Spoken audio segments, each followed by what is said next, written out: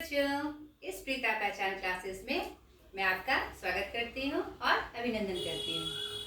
तो इस व्याकरण सत्र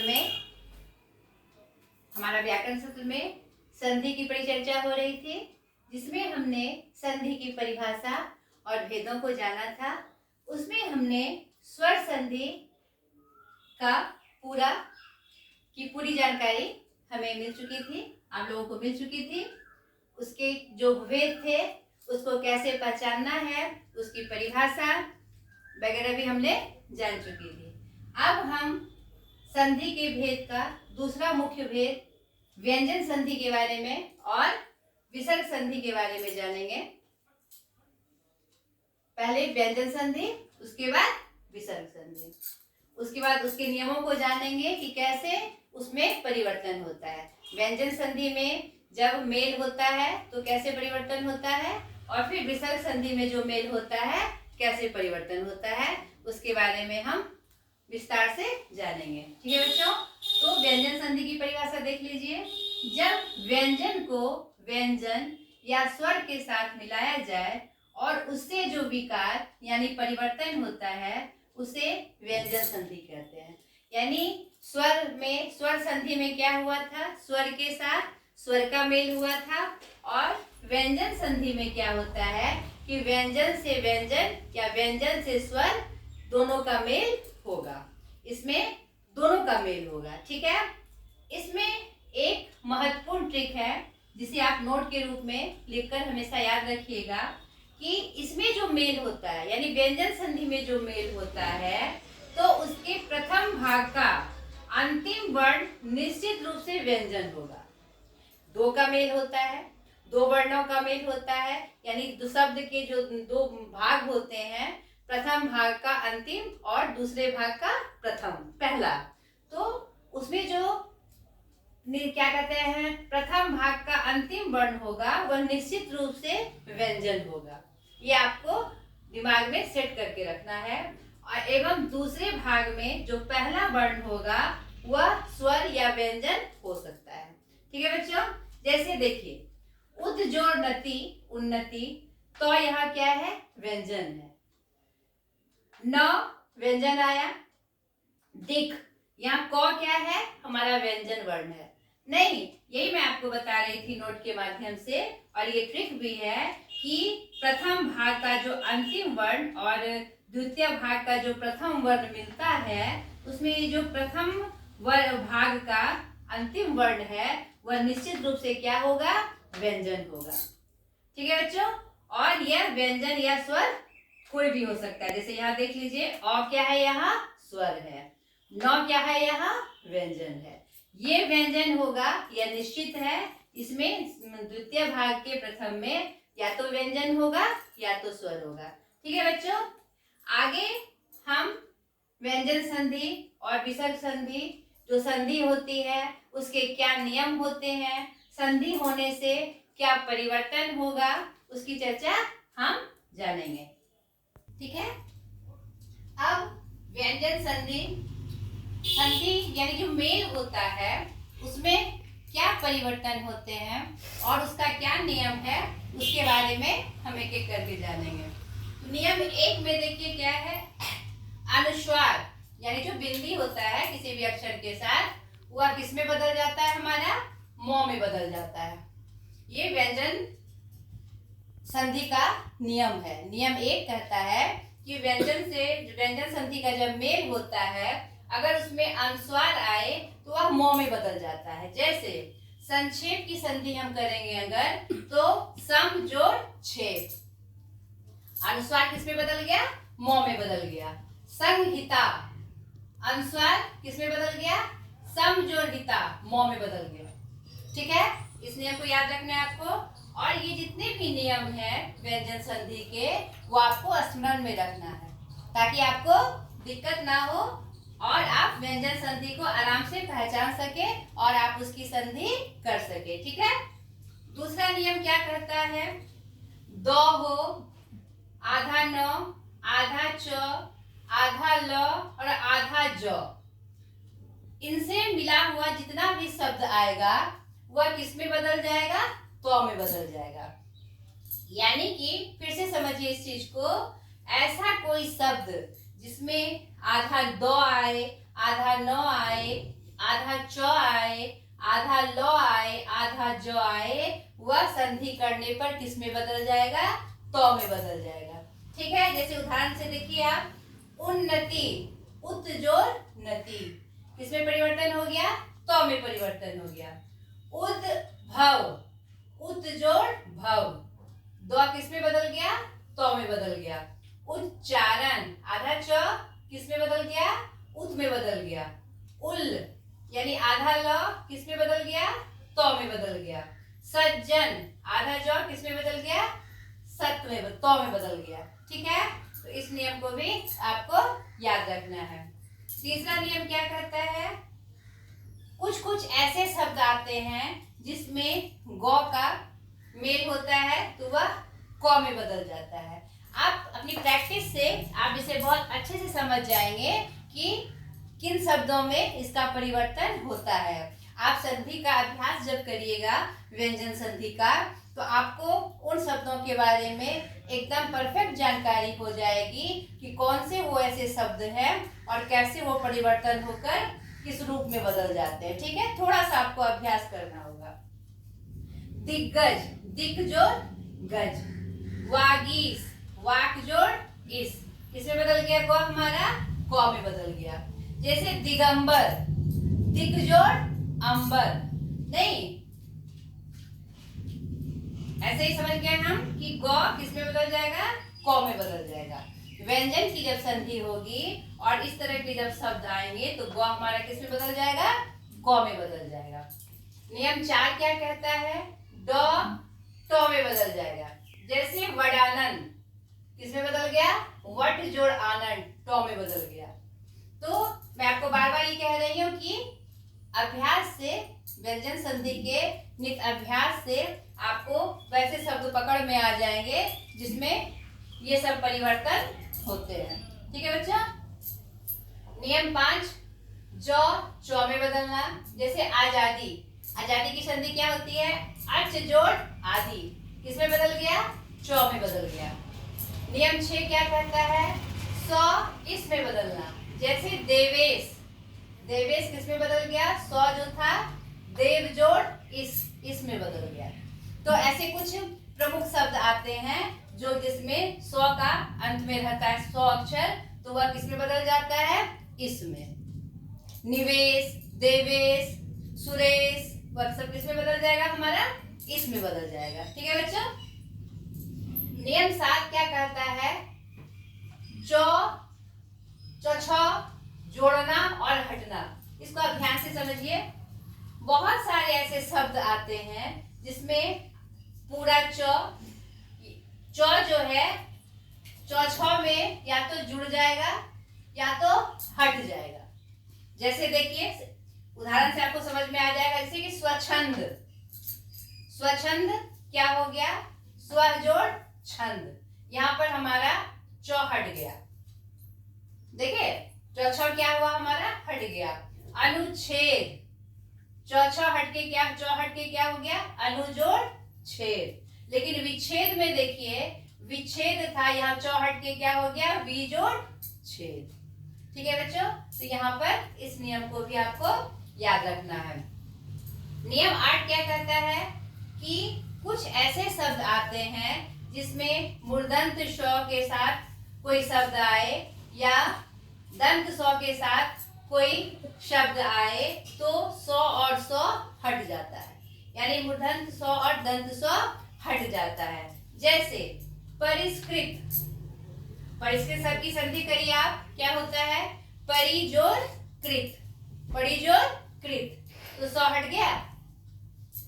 संस्कार, संस्कार में देखिए आधा दंत श आया है, उसकी संधि करेंगे तो क्या होगा? संधि विच्छेद करेंगे तो क्या होगा? सम जोड़ कार, नहीं तो संधि या संधि विच्छेद। मैं बोलने में शायद बार बार मैं संधि कह रही थी, यहाँ पर संधि विच्छेद होना था। ठीक है, अब यहाँ पर देखिए 2 नियम आए हमारे। अनुस्वार किस में बदल गया? मौ में बदल गया, और यहाँ पर इस नियम के अनुसार सौ हट गया। जब उसका संधि विच्छेद किया गया तो वह सौ हट गया, चाहे इस रूप से इस रूप में आए, चाहे इस रूप से इस रूप में आए, यानी कि चाहे हमें संधि करनी हो चाहे संधि विच्छेद करनी हो, नहीं तो आपको उन शब्दों का ध्यान रखना है। अगर आपको इन सब नियमों की जानकारी होगी तो आप इसको आराम से कर सकते हैं। कोई भी शब्द अगर आ जाए, जैसे उन्नति का से कहा जाए इसका संधि विच्छेद करिए, तो अगर हमें जानकारी होगी तो नौ हट के क्या हो जाएगा, उत्जोर नति। उसी प्रकार हमसे कोई पूछे उत्जोर नति की संधि क्या होगी, तो हमें जानकारी होनी चाहिए। यहाँ तो है तो के बीच में आधा नौ का उच्चारण आएगा तो उन्नति। ठीक है बच्चों, ऐसे करके इन नियमों को जानते हुए हम इसका संधि का अभ्यास करेंगे। ये जो शब्द व्यंजन संधि के रूप में आए हैं नियमों के साथ, उसका हम अभ्यास करेंगे। मैं निश्चित रूप से आप संधि कभी नहीं भूलेंगे। ठीक है, इन नियमों के साथ आपको उसका अभ्यास करना है। और कुछ नियम रह गए हैं और उसके बाद हम विसर्ग संधि की चर्चा करेंगे, तो अभी मैं आपको बताती हूँ। और व्यंजन संधि के और कुछ नियम, दो नियम और हैं।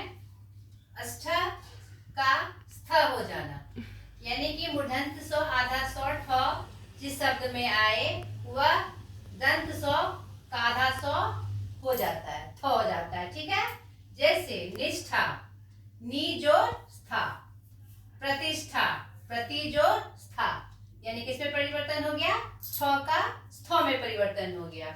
उसी तरह नियम 10 कहता है मूर्धन्य स्व दंत स्व में बदल जाना। कोई शब्द ऐसा आता है जिसमें कि स्व का परिवर्तन स्व में, यानी मूर्धन्य स्व का परिवर्तन दंत स्व में हो जाता है। निषेध, नी जोड़ सेध, विषम, वी जोड़ सम आदि। ठीक है बच्चों, आप इसके अभ्यास को करिएगा। व्यंजन संधि के जो मैंने नियम आपको बताए उसको कंठस्थ करके आप इसका अभ्यास करिएगा। आप अभ्यास भी करेंगे तो स्वतः आपको वह कंठस्थ हो जाएगा। ठीक है बच्चों, तो आप इसको जरूर अभ्यास करिएगा ताकि संधि आपके पकड़ में आ जाए और आप उसका निदान कर सके। ठीक है, अब संधि के तृतीय प्रमुख भेद विसर्ग संधि। इसकी परिभाषा, विसर्ग जो दो बिंदु का प्रयोग होता है, विसर्ग इसके चिन्ह ऐसे होते हैं। परिभाषा के रूप में, विसर्ग के बाद जब स्वर या व्यंजन आ जाए तब जो परिवर्तन होता है उसे विसर्ग संधि कहते हैं। इसके भी छोटे छोटे कुछ नियम हैं जिनको अभ्यास के द्वारा ही हम जान पाएंगे। उसका अभ्यास करने पर वो शब्द आपके सामने आएंगे और आप उसको समझकर यह जान जाएंगे कि उसमें क्या परिवर्तन होता है। यानी कि मेन आपको यह ध्यान देना है कि उन वर्णों के मेल से, चाहे स्वर से स्वर का, व्यंजन से स्वर या व्यंजन का, या विसर्ग से स्वर या व्यंजन का, दोनों के मेल होने पर आपस में क्या परिवर्तन होता है, उससे जो दूसरे शब्द, नए शब्द बनते हैं संधि करके या संधि विच्छेद करके, तो दोनों में क्या परिवर्तन होता है, इसका ही मुख्य ध्यान इस संधि के चैप्टर में देना होता है। ठीक है बच्चों, जैसे अब संधि विसर्ग के साथ किसकी संधि होनी है, स्वर या व्यंजन की। जैसे उदाहरण से आप समझ सकते हैं, मन जोर अनुकूल, यहाँ क्या आया, यानी प्रथम भाग के का जो अंतिम वर्ण है उसके साथ क्या आया, हमारा विसर्ग आया। और द्वितीय भाग में यहाँ स्वर है, यहाँ भी स्वर है, तो उसके मेल से क्या बना हमारा, मनोनुकूल। ठीक है, मनोनुकूल दिया रहे, आपको कहे कि इसकी संधि करिए तो संधि विच्छेद करिए तो क्या हो जाएगा, मनः जोड़ अनुकूल। नहीं तो ये आपको कैसे ध्यान में आएगा, जब तक आपको इन शब्दों की जानकारी नहीं होगी तब तक आप विच्छेद नहीं कर पाइएगा। ये दिया रहेगा तो आप समझ जाइएगा यह तो विसर्ग संधि है, क्योंकि विसर्ग के साथ स्वर का मेल है। लेकिन ऐसे शब्द दिए रहेंगे और आपको संधि करने कहेगी तो आप ध्यान से हट जाएगा कि यह कैसे होगा। तो इन शब्दों की भी जानकारी आपको अभ्यास के माध्यम से रखनी है। और मैंने जितने भी उदाहरण दिए स्वर संधि में या व्यंजन संधि में और यहाँ आपके विसर्ग संधि में, उन जितने भी शब्द वो विशेष शब्द थे उनको आप याद कर लीजिएगा। तो मुझे लगता है कि इतना सा याद करके भी आप आराम से संधि को समझ जाइएगा और शब्दों को पकड़ने लगिएगा। ठीक है बच्चों, अब विसर्ग संधि की परिभाषा हो गई। अब उसके भी कुछ छोटे छोटे नियम हैं, जिस प्रमुख नियमों को मैंने यहाँ पर लिखा है, और भी छोटे छोटे नियम है जिसको आप जान जाइएगा। इसमें मुख्यतः आपको यह ध्यान देना है कि विसर्ग के साथ स्वर आएगा या व्यंजन आएगा, ठीक है। और उसका जो परिवर्तन होगा आप निरंतर उसका ध्यान रखते जाइएगा, उन शब्दों को पहचानने लगिएगा अभ्यास से, तो आपको उसकी जानकारी हो जाएगी। अब इसमें देखिए छोटे छोटे क्या नियम है। नियम 1 क्या कहता है, यदि विसर्ग के पहले ईकार या उकार हो तथा बाद में च छ रहे तो विसर्ग के स्थान पर स तथा त एवं थ रहे तो श हो जाता है। यानी च छ के स्थान पे तालव्य श और तो थ के स्थान पर दंत स हो जाता है। जैसे दुह जोर चरित दुष्चरित, कौन सा स आया, तालव्य श आया। दुह जोड़ तर, तो था यहाँ च था तो तालव्य श आया, यहाँ पर तो था तो दंत स आया ना। तो आपको इसको ध्यान में रखना है, इस नियम को आपको ध्यान में रखना है। नियम 2 क्या कहता है, यदि विसर्ग के पहले ईकार या उकार हो और बाद में क ख ट ठ या फ, याद रखिएगा इन वर्णों को, क ख ट ठ या फ रहे तो विसर्ग के स्थान पर मूर्धन्य श हो जाएगा, षटकोण वाला स, ठीक है। जैसे दुह जोर कर्म दुष्कर्म, कौन से स में बदल गया, क आया, कौन से स में बदल गया, मूर्धन्य श में। नी जोर कपट, यहाँ पर विसर्ग छूट गया है मेरा, नी जोर कपट क्या बन गया, निष्कपट। यानी पर यहाँ पर क था तो किसमें परिवर्तन हो गया, मूर्धन्य श में। नी जोड़ फल किसमें बदल गया, श में, मूर्धन्य श में, निष्फल। तो ये जो प्रमुख नियम है ये भी आपको स्मरण में रखना है। नियम 3 क्या कहता है, यदि विसर्ग के पहले ईकार या उकार हो और विसर्ग के बाद र हो तो विसर्ग का लोप हो जाता है, ठीक है। यहाँ पर एक और नियम है कि हर्षीकार दुर्गीकार में बदल जाता है। यहाँ पर एक चीज और ध्यान में रखना है, इस नियम के साथ आप ये जोड़ के लिख लीजिएगा या याद रखिएगा कि विसर्ग के पहले ई कार रहे या ऊ कार रहे तो विसर्ग के बाद अगर र आता है तो र तो किसमें बदल, र का विसर्ग का लोप हो जाएगा और हर्षीकार या हर्षुकार दीर्घीकार या द्रुघुकार में बदल जाएगा। इसका बच्चों जरूर स्मरण रखिएगा। ये प्रमुख 3 नियम हमारे विसर्ग संधि के हैं, ठीक है। देखिए जैसे नी जोर रव क्या हो गया, नीरव। यहाँ पर विसर्ग का लोप हो गया। लोप तो बाकी सब में भी हुआ था लेकिन कुछ ना कुछ वर्णों का परिवर्तन हुआ था, नहीं बच्चों। हमने क्या देखा पिछले नियमों में, विसर्ग का लोप तो होना ही है लेकिन उसमें दूसरे वर्ण में उसका परिवर्तन हो गया था। लेकिन यहाँ पर हमने क्या देखा, किसी भी वर्ण का परिवर्तन नहीं हुआ, सिर्फ उसका लोप हो गया और हर्षीकार क्या हो गया, दीर्घीकार में बदल गया, ठीक है बच्चों। तो इस प्रमुख विसर्ग संधि के इस 3 प्रमुख नियमों को आपको एकदम स्मरण में रखना है, ठीक है। और बाकी ये ध्यान रखना है कि विसर्ग के साथ अगर उसकी संधि हो रही है स्वर या वर्ण की तो वह हमारा कौन सा संधि है, विसर्ग संधि है, ठीक है बच्चों। आज तक के लिए इतना ही। आशा करती हूँ ये वीडियो मेरा आपको जरूर पसंद आया होगा। अगर पसंद आया हो इसे लाइक करें, सब्सक्राइब करें और मुझे एक नई पहचान दे, ठीक है बच्चों। बाय।